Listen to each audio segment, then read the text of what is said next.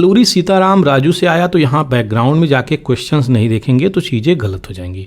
तो अलूरी सीताराम राजू जो है 4 जुलाई 1987 या 88 में पैदा हुए और 7 मई 1924 को इनको मार दिया गया। तो अब देखेंगे पूरी डिटेलिंग, ताकि जो पर्सनालिटी है उससे क्वेश्चन आए तो कम से कम वो तो ना छूटे। तो ये एक रिवोल्यूशनरी थे, यानी क्रांतिकारी थे, और ये अपना हथियार उठाए हुए थे ब्रिटिश कॉलोनियल रूल के खिलाफ, यानी जो ब्रिटिश साम्राज्य थी जो हम पे हुकूमत चला रही थी उसके खिलाफ ये लड़ाई लड़ रहे थे। तो ये चीज़ें इंपॉर्टेंट है जानना, जो कि अभी आपको बताया जा रहा है।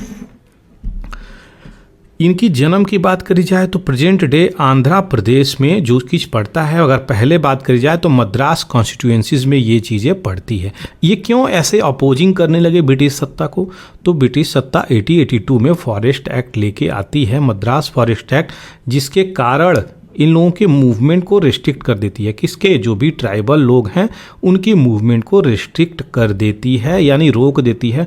आप फॉरेस्ट से कोई भी चीज़ें नहीं ले आ सकते हैं, फॉरेस्ट में बिना एंट्री के, बिना अलाउ के आप लोग घुस नहीं सकते हैं, परमिट के।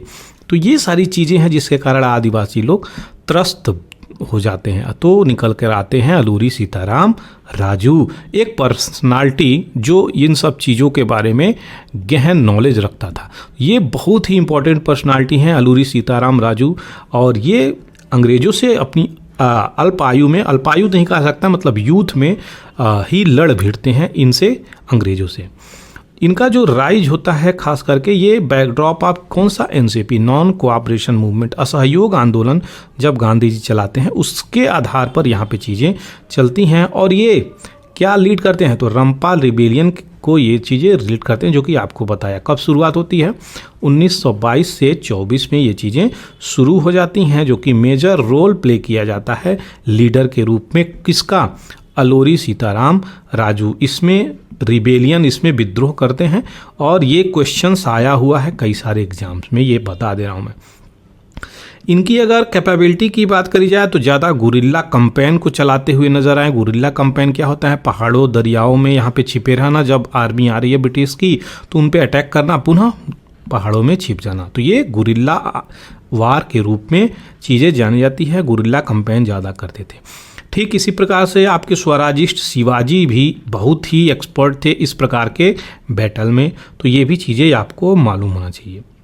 1924 की बात करी जाए तो ये जो विद्रोह कर रहे थे इनको लेकर के ब्रिटिश सत्ता काफ़ी नाराज़ थी और खोज भी रही थी, तो इनको पकड़ लिया जाता है कोयूरू विलेज, चिंतनपल्ली फॉरेस्ट में। तो ये चीज़ें याद रखिएगा, और इनको कैप्चर किया जाता है, और यहाँ पे जो बात करी जा रही है समैरिली यहाँ पे एग्जीक्यूट कर दिया जाता है।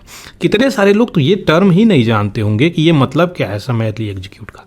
तो आपको बता दें, अगर आपको यहाँ पे पकड़ लिया गया और ये समरली एग्जीक्यूशन का मैटर आपको समझना है, तो यहाँ पे क्या हुआ? मान लीजिए आपको पकड़े तो आपको तुरंत ही एडमिनिस्ट्रेशन ही जहाँ पे जजमेंट दे देगा, मतलब कि यहाँ तुरंत अगर ऑर्डर है शूट एट द साइड का, तुरंत आपको मार दिया जाएगा। तो यहाँ पे बहुत सारे पुलिस ऑफिसर्स मिलके इनको जैसे ही पकड़े तुरंत इनको गोलियों से भून दिया गया, इनको उन्हीं जगहों पे मार दिया गया।